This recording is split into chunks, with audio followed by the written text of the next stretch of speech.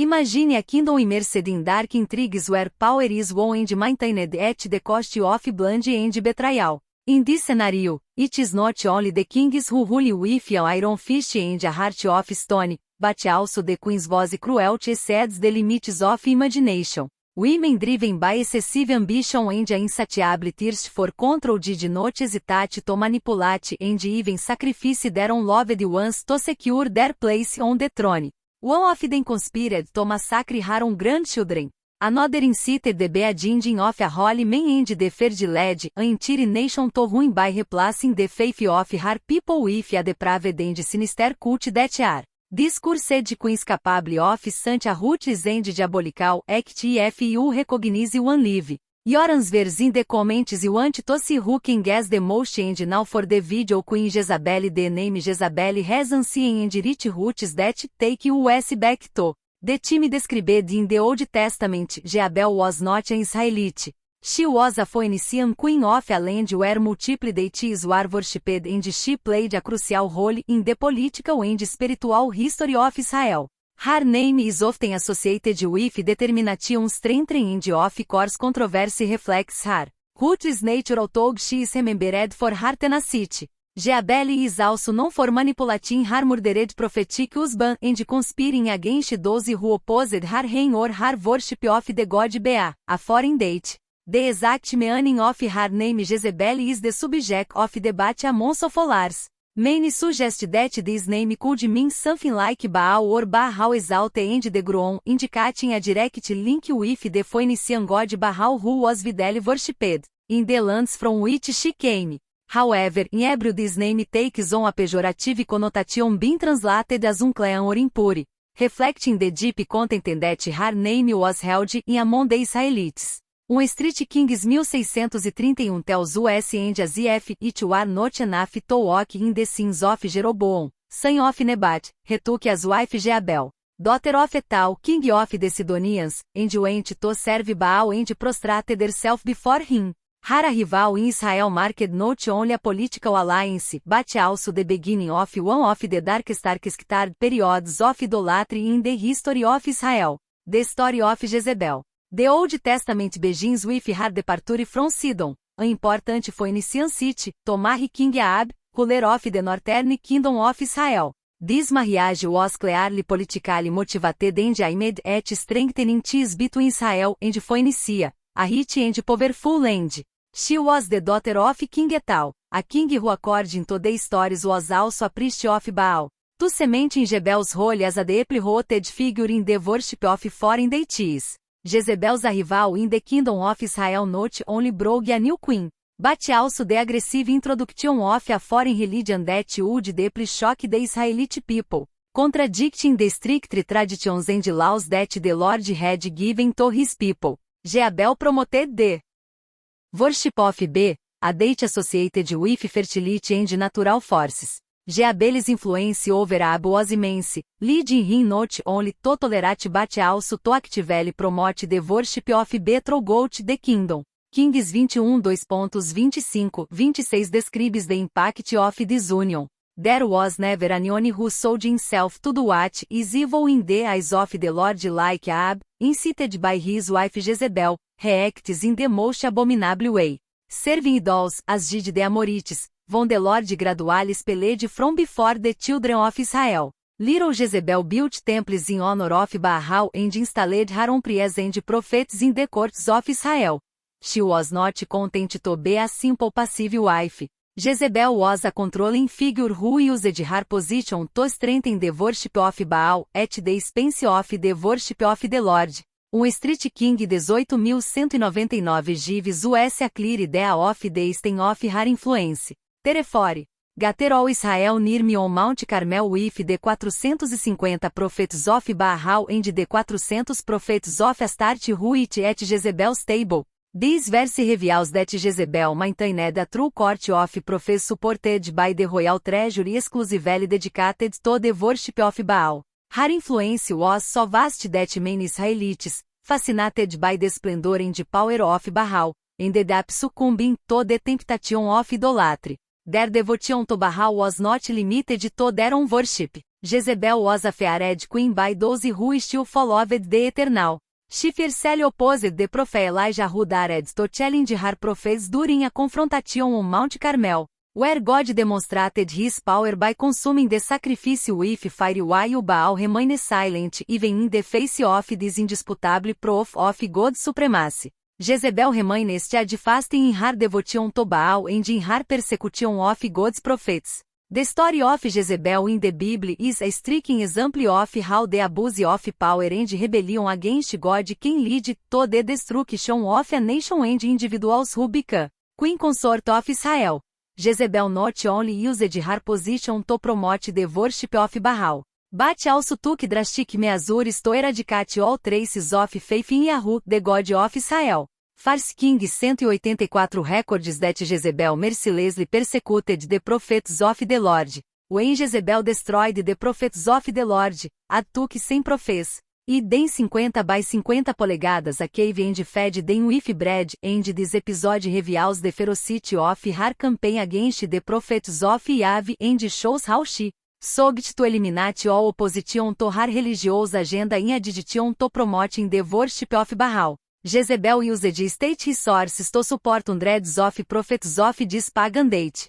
Her influence was so profound that under her leadership the religion of Baal flourished in Israel, dividing the nation between those who worshipped the God of their ancestors and those who followed the new date introduced by the queen. This caused a spiritual crisis in Israel that was increasingly moving away from the covenant with God, as mentioned in 1 Kings 1819. When the prophet Elijah challenged Ahab to now send and gather all Israel to me on Mount Carmel, as well as the 450 prophets of Baal and the 400 prophets of Astarte who eat at the table of music. Jezebel this call marked the beginning of one of the most dramatic episodes in the Bible when the prophet Elijah challenged the false prophets of Baal to prove the superiority of his divinity. The challenge proposed by Elijah was simple, and the prophets of Baal would offer a sacrifice and the God who answered with fire would be recognized as the true God. For hours the prophets of Baal invoked his divinity, shouted, danced and mutilated himself, but there was no response. The 1 Kings of 1826-29 describe this moment of despair. They invoked the name of Baal from morning until noon, saying Be answer us, but there was no voice or response, and they jumped over the hotel they had made. Elijah then prepared the Lord's hotel, rebuilding it with 12 stones symbolizing the 12 tribes of Israel, and he even had water poured over the sacrifice to make the challenge even more impressive. When Elijah prayed for the fire of the Lord to come down from heaven and consume the holocaust, the stones, the wood and even the water that surrounded the hotel. Price King 1838. This miraculous event then the fire of the Lord fell and consumed the holocaust, the wood, the stones and the dust, and absorbed the water that was in the trench. This monumental event proved the superiority of Yahweh over Baal, but the impact was much deeper than a simple act of power that is.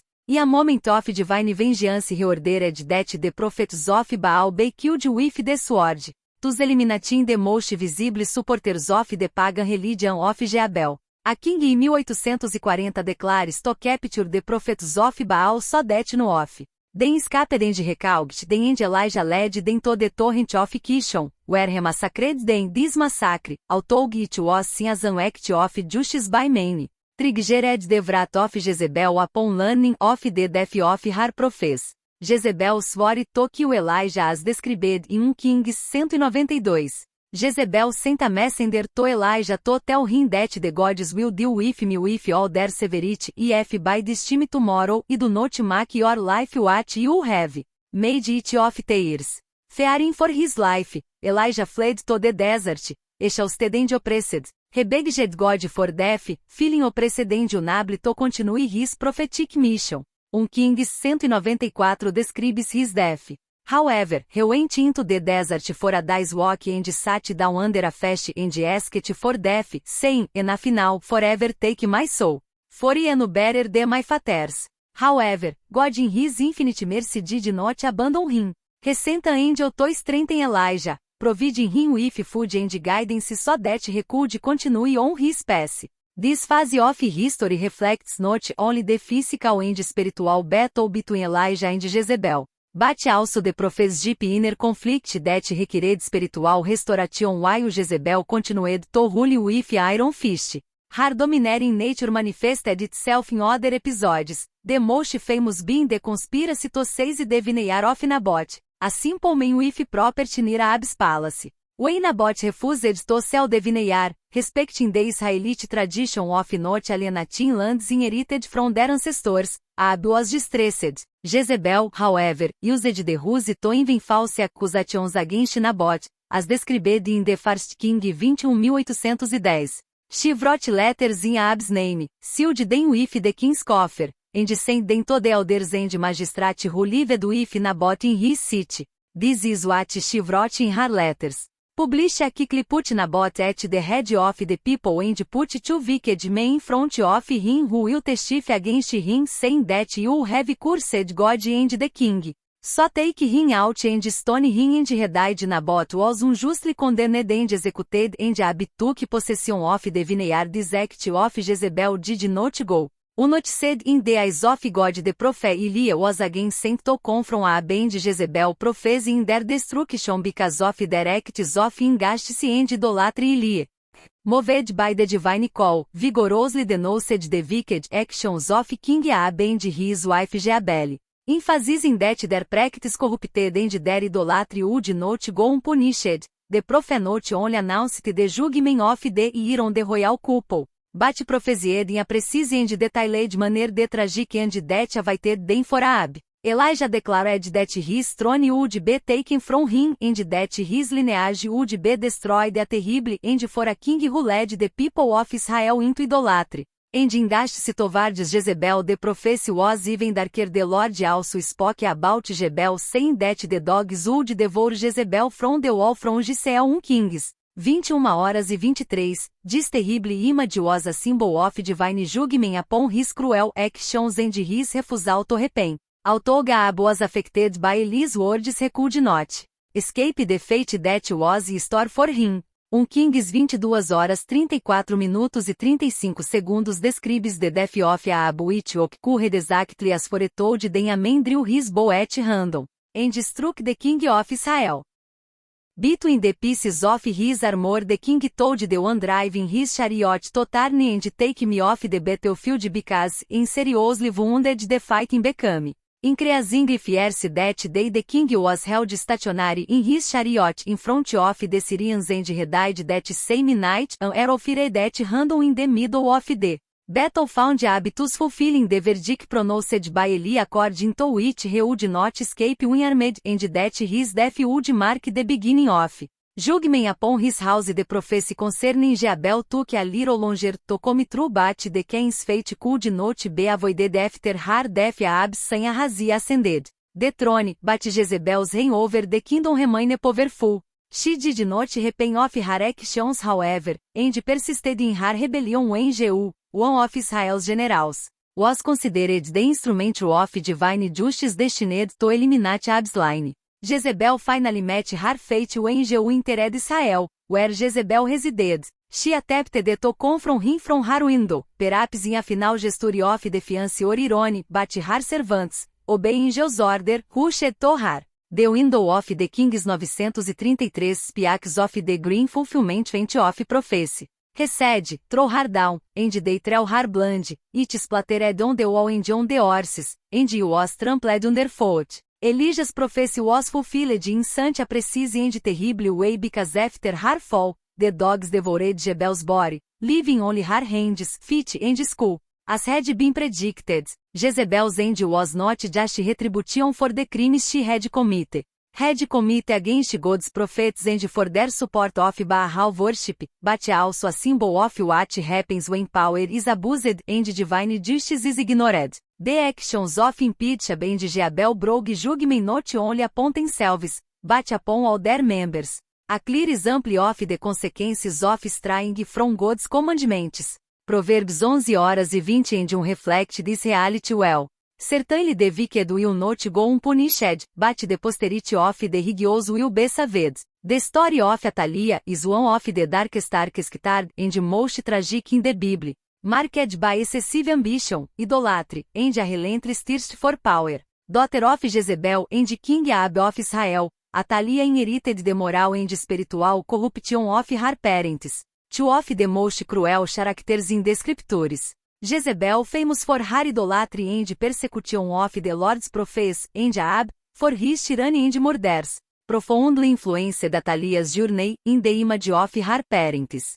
Athaliah became a notable figure in biblical history but for the most sinister reasons. Athaliah's entry into the royal house of Judah was through her marriage to Joram, son of the pious king Jehoshaphat of Judah. This union, which aimed to strengthen the alliances between the kingdoms of Judah and Israel, introduced the practices of the idolatrous and corrupt house of Ahab in the heart of Judah's kingdom. The Bible mentions how Joram distanced himself from the voices of his father and was seduced by the idolatrous impulses of his wife. 2 Crônicas 216 states that he walked in the way of the kings of Israel, as did the house of Ahab because he had a daughter of Ahab as his wife and he did what was evil in the eyes of the Lord under the influence of Athaliah. Joram turned away from God's precepts and his reign was marked by idolatry, corruption and injustice, plunging Judah into a period of spiritual decline. This spiritual estrangement announced the tragic fate that awaited Joram. 2 Crônicas 211-19 relates the end of Joram. After all this, the Lord struck him with an incurable disease in his entrails and after 2 years these entrails came out by the effect of evil and he died in atrocious suffering. The reign of Joram, which began with the promise of a strong alliance, ended in tragedy and divine judgment reflecting the price of idolatry and rebellion against God. Oshosiah, son of Athaliah and Joram, ascended the throne after the death of his father, but like his parents, he followed the path of idolatry. The influence of his mother Athaliah was decisive for him to perpetuate the moral and spiritual deviations that characterized the reign of his family. 2 Crônicas 22:3-4 underline this influence. He also walked in the voices of the house of Ahab because his mother gave him wicked advice. He did what was evil in the eyes of the Lord like the house of Ahab because after the death of his father his advisors went to his ruin. Thus, Oshosiah continued the legacy of idolatry and disobedience to God that resulted in a short and tumultuous reign with the death of her husband Joram and later. Her son Athaliah took a bold and cruel step by assuming the throne of Judah, becoming the only woman to reign over the kingdom. Her rise to power was accompanied by an unthinkable act that revealed her true nature in her fearsome quest for power. Athaliah ordered the murder of all members of the royal line of Judah, including her own grandchildren, in order to eliminate any threat to her reign. 2 Crônicas 22:10 describes this terrifying event. Athaliah, the mother of Ahaziah, saying that her son was dead, Rose append caused the entire family of the royal family of the house of Judah to perish. This atrocious act recorded in 2 Kings 11 exposes the depth of Athaliah's cruelty and desperation in her quest to consolidate her power. Determined to eliminate any threat to her reign, she did not hesitate to order the death of the royal descendants of Judah, including her own grandchildren. Her brutal act was aimed at eradicating any possible competitors to the throne, thus being one of the most heinous acts mentioned in the Bible. Sacrificing her own family to maintain control. However, this tragedy also jeopardized a fundamental promise of God, the covenant made with King David, according to which his line would reign forever over Judah. 2 Samuel 71 Remember this promise, your house and your kingdom will be secure forever before you. Your throne will be established forever beyond the slaughter of your own family. Athaliah is also known for her sinister alliance with the priests of Baal, a deity who represented everything that God abhorred. Following in the footsteps of her mother Jezebel, Athaliah introduced idolatrous practices to Judah and was a devout supporter of the cult of Baal, causing a dramatic break with the Jewish faith and the laws established by God. 2 Crônicas 247 describes the devastation she caused as the sons of Athaliah. This wicked woman destroyed the house of God and even dedicated the sacred objects of the house of the Lord to Baal. Her alliance with Baal was not just a matter of religious preference. It was a political and spiritual statement that alienated the people of Judah from their spiritual roots and led them to a state of idolatry that provoked divine wrath. However, amidst the darkness that surrounded Athaliah's reign, a story of hope and divine preservation emerged, the story of young Joas, her grandson. Joas represented the survival of the Davidic lineage and therefore the continuation of the divine promise made to David when Italy began its murderous campaign to exterminate the heirs to the throne of Judah. Joseba, sister of King Josiah and of Joas, undertook a courageous and faithful act. 2 Kings 11:2, recounts her heroic action but Josba, daughter of King Jehoram, sister of Uzziah, took Joas, son of Uzziah, and took him away from the king's sons who were being executed. She placed him with his nursing dead upon him so that they would hide him from view and he would not be killed. Joseba hid the 1-year-old baby in the temple of the Lord, protecting him from the relentless fury of Athaliah for 6 years. Joas remained hidden in the temple protected by Josheba and the faithful priests who accompanied him. This period was crucial not only for the survival of Joas but also for the preservation of the lineage of David and the fulfillment of God's promises. The courage of Joseba and the fidelity of the priests allowed that even under the tyrannical reign of Athaliah the divine plan for Judah was not frustrated. Ignoring the survival of Joas, Athaliah continued to reign. Without knowing that the legitimate heir to the throne of David was being secretly prepared in the same temple that she had neglected. The climax of the revolt against Athaliah reached its climax when the priest Jehoiada presented the young Joas, just 7 years old, to the people of Judah proclaiming him king. This moment described in detail in the 2 Nada Book of Kings chapter 11 represents not only the restoration of the Davidic lineage but also the triumph of justice and faithfulness to God over tyranny and idolatry. 2 Kings 111 reports the Jehoiada broke the king's son replaced the crown on him and the testimony that they established him as king, stand aside and clapping their hands they said long live the king. This moment of anointing and coronation of Joas marked a turning point in the history of Judah, symbolizing the renewal of the covenant with God and the hope of a more just future. And the pious Jehoiada and the conspirators acted with great ease and prudence. They ensured the safety of Joas by placing guards around the temple and arming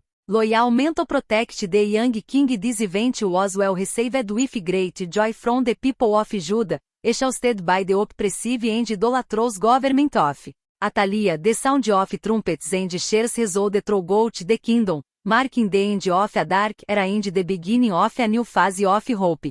2 Kings 111 details the moment when all the people of the land rejoiced and the trumpets were blown. The singers with their musical instruments led the songs of praise. The proclamation of Joas as king was a devastating blow to Athaliah, who quickly realized that her reign was coming to an end. When she heard the shouts of joy and the trumpets sounding in the temple, she rushed to investigate, only to be faced with a sight that would seal her fate. Joas, the rightful heir to the house of David, crowned. Athaliah's reaction was immediate and desperate. Of the Kings 1114 recounts and Athaliah tore her clothes and cried treason her. Accusation of treason was ironic since she herself had usurped the throne by cruel means, exterminating her own grandchildren, but now faced with the reality of her downfall. Athaliah was helpless in the face of the turn of events. The priest Jehoiada vasted no time, ordering Athaliah to be evacuated from the temple and carried out her execution. The sanctuary was a powerful symbol of the restoration of order and the rejection of the idolatrous practices she had introduced in Judah. 2 Kings 11:15 describes Jehoiada's action. But the priest Jehoiada ordered the army officers to take her out of the temple, and anyone who followed her was to be put to the sword, because the priest had said not to kill her in the house of the Lord. The fact that her execution took place outside the temple symbolized the purification of the holy place and the complete rejection of the corruption that Atalia represented. With the death of Atalia, the nation of Jude was finally freed from a period of idolatry and oppression. The fall of Atalia marked a significant turning point, paving the way for the reign of Joás, who, under the guidance of Jehoiada, would seek to restore the practices and beliefs established by his godly ancestors such as David and Solomon. 2 Crônicas 23:16 Emphasizes Jude's renewed commitment to God and Jehoiada made a covenant between him, the people, and the king so that he would be the people of the Lord.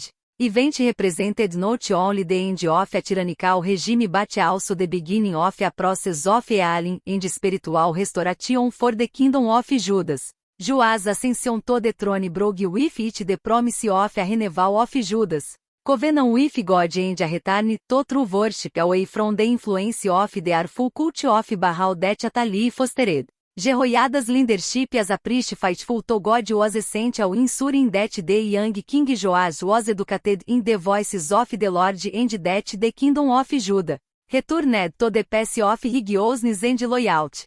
Atalia's story, marked by acts of betrayal, murder, and idolatry, is a powerful reminder of the consequences of deviating from God's commandments. Her downfall, like that of her mother Jezebel, reveals that divine justice is inevitable and that those who rule with oppression and rebellion against God eventually reap the consequences of his actions. The reign of Joás, on the other hand, was a sign that even in the darkest times God's faithfulness to his covenant remains unshakable and he always brings renewal and hope to those confined in it. Queen Odiad was a central figure in the complex and tumultuous Herodian dynasty, a family marked by intrigues, excessive ambitions, murders and immorality that deeply stained its history.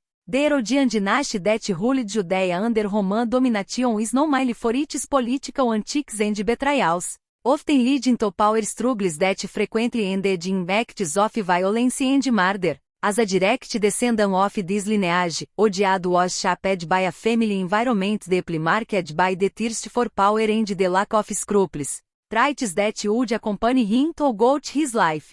Herodias was the grandalgauger of Herod the Great, one of the most powerful and feared rulers in the history of Judea. Herod the Great, famous for his great architectural works such as the reconstruction of the temple in Jerusalem, was also known for his ruthless cruelty and paranoia. He did not hesitate to eliminate anyone he considered a threat to his throne, including members of his own family, in an act that revealed his brutality. Herod had his favorite wife Mariamne murdered, as well as his own children, fearing conspiracies against his reign. This environment of betrayal and death constituted the setting of Herodias' childhood and youth, shaping her ambitious personality and her willingness to do whatever it took to achieve her goals. Through her marriage to Odd Philip, her uncle, Odias began her rise to power, although this marriage placed her in a comfortable position within the dynasty. Odiad was not satisfied. His desire for influence and status led him to break his ties with Philip and to become involved with Herod Antipas, also his half-uncle,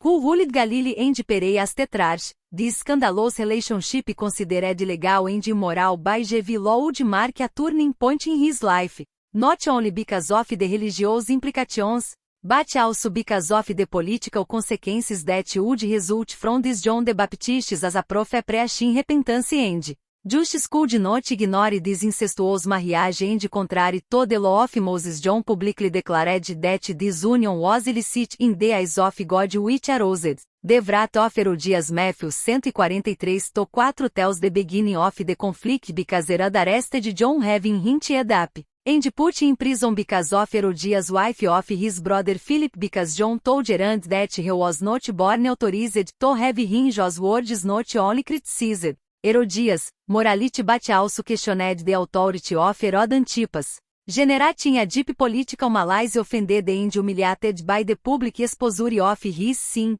Odiad began to harbor the ugly hatred for John the Baptist, as his position and marriage were directly threatened and his response was to plan ruthless revenge against the prophet, even though John the Baptist had directly affected the problem. Herodias Morality realço show the government of Herod Antipas under the pressure of Herodias od ends up. A Russian people believing that this measure could cause the conflict and silence public criticism, but Herod hesitated to go further, even though he was in prison. He was afraid to take more extreme measures against him. Mark 6:20 explains this reluctance because Herod feared that John would know that he was a righteous and holy man and he kept him safe, and when he heard him he did many things, and listened to him willingly. Herod recognized that John was a respected man of God by the people and in a way he even admired him. This admiration made Herod hesitate to execute the prophet despite Herodias' insistence.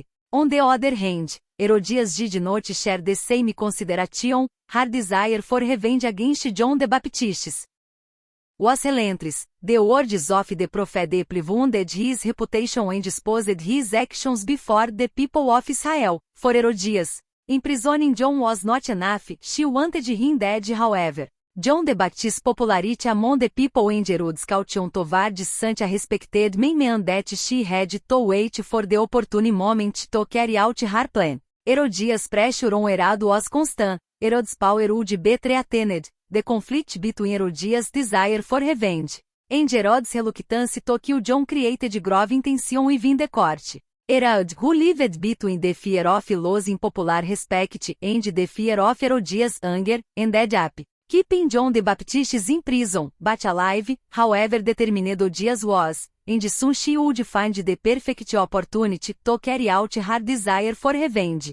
The story of John the Baptist Doufal reached its climax at the live birthday banquet of Herod Antipas, an event that would become one of the most infamous moments in biblical history. Herod's palace, where the noble officers and military leaders of Galilee and Perea gathered, was an exuberant celebration marked by opulence where the local elite celebrated with a banquet and abundant wine. The atmosphere was charged with lust and hedonism, and Herod, already intoxicated with power and wine, was difficult to predict what would follow. In the middle of the celebration, Salome, daughter of Herodias, made a dramatic entrance.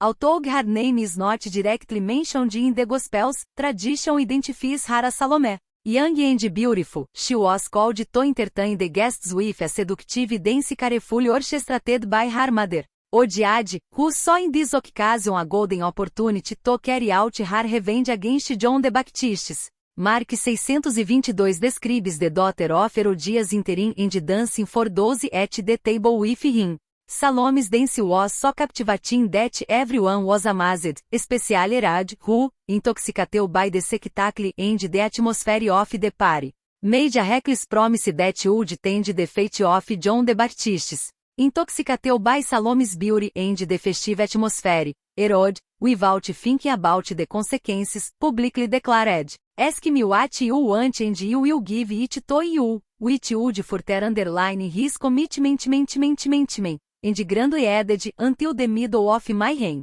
Mark 623 Herod's promise, although extravagant, was a reflection of his vanity and his desire to impress his guests. He put himself in a position where he would have to fulfill any request Salome made in order to keep his word before everyone present. Herod's reckless promise opened the door to Herodias' meticulous plan, the opportunity for which she had been patiently waiting, knowing that Herod was now bound to his word. Herodias quickly influenced her daughter to make the most terrible and calculated request possible, instead of asking for wealth or power, as would be expected.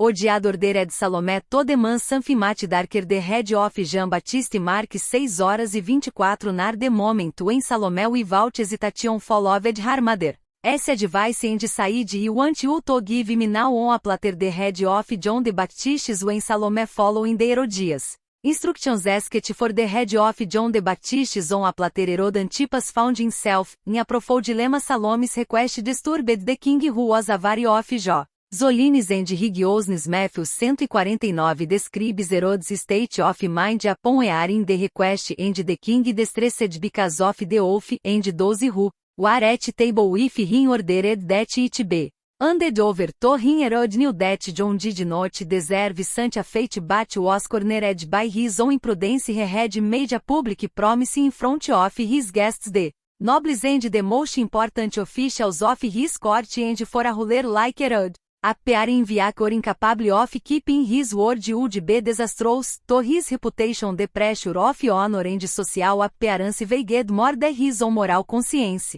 pushing him to make the fateful decision. Despite his distress Herod ordered the execution of John the Baptist Jos Beadinding was carried out in the prison where he was being held under Herod's supervision. The messenger, set to carry out the order, quickly fulfilled his mission, returning with the head of John the Baptist Jos head on a platter as had been requested. Mark 6:27 relates this terrible moment and immediately the king sent an executioner with orders to bring him Jos head. He went there and beheaded him. In prison the head of John the Baptist, the prophet who had denounced the corruption and immorality of Herod and Herodias was given to Salome, who in turn presented it to her mother. Herodias, reaction upon receiving Jos head testifies to her coldness and cruelty. She finally got her revenge on the one who had it. She dared to publicly expose her sin, and her holding of Jos head in her hands was the satisfaction of her relentless odious fury in her thirst for power and revenge. She showed a total lack of compassion or remorse, proving that she was as immoral and cruel as her mother Jezebel. Her coldness in receiving Jos head reflects the depth of her corruption and her willingness to go to extremes to preserve her position. The consequences of the death of John the Baptist by Herod Antipas were immediate and profound. Although he gave into social pressure and fulfilled the wish of Herodias and Salome, Herod was never able to rid himself of the guilt that haunted him. He knew that he had ordered the death of a righteous and holy man, and this moral weight followed him for the rest of his life. Matthew 142 reveals Herod's torment after Jos' death, and he told his servants that this is John the Baptist. He has risen from the dead, and that is why his works are working in him. Herod believed that John had returned from the dead to own him, and this paranoia shaped his behavior thereafter. The shadow of the unjust executive loom over him, undermining his confidence and inner peace. The psychological impact of this guilt was only the beginning of Herod and Herodias' downfall. Years later, they became embroiled in political intrigue with the Roman Emperor Caligula, a turn that would lead to their ultimate destruction. Odiad, driven by his insatiable ambition, encouraged Herod Antipas to seek more power, defend the Roman authorities and trying to claim new territory. This act of audacity ended up turning against them because Caligula, furious with Herod's ambition, stripped him of his power and exiled him with odiates to the current Lyon in France. Thus both who sought glory and power ended their days in exile, far from the influence and prestige they once had. The end of Herodias is full of irony. After a life dedicated to manipulation and the search for power, she was removed from everything she held most dear. Her downfall was the direct result of her excessive ambition and cruelty, just as her mother, Jezebel odiad, met a tragic end far from the court and the intrigues she so cherished in exile. Herodias end symbolizes divine justice, where those who seek power at all costs end up losing everything, including their freedom and their position. Manipulated and destroyed lives in her quest for revenge and power ended her desolate and deprived of the court and influence she so desired. This tragic outcome serves as a reminder of the fragility of earthly power and the inevitable consequences of injustice. Odiad, whose life was marked by immorality and revenge, met his downfall precisely at the moments he sought to further expand his influence. The story of his fall, like that of John the Baptist, is a warning about the dangers of excessive ambition and contempt for divine laws. The story of these three evil queens reminds us of the devastating power of unbridled ambition, idolatry, and wickedness. Their lives were marked by intrigue, murder, and betrayal, revealing how far a corrupt heart can go in its quest for power. But divine justice always prevails, no matter how strong the hand of the oppressors. God is watching, and judgments on those who show us the path of evil are inevitable. For their tragic fall teaches us to value mercy and faith in ourselves, remembering that the choices we make today have eternal consequences. Now tell us, did you guess who these queens were? Don't forget to give a thumbs up and subscribe to the channel for more impactful Bible stories. Thank you for watching. Take care and my God bless you. Bless.